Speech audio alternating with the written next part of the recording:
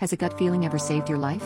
Last year I went on a date with someone from Tinder, but when I met him in real life, he was nothing like the man I thought he was. He spent the whole time talking about himself and actually bragged about how he'd lay hands on his ex if she didn't cook for him, and told me to expect the same treatment if we get together. When he said this, I started having a sort of panic attack, and the voice in my head started screaming for me to get out of her. I told him I have to leave to go to family dinner, but as I stood up from the table he grabbed my arm. He began pleading for me to stay, but I kept insisting I have to go and tried to yank my arm out of his grip.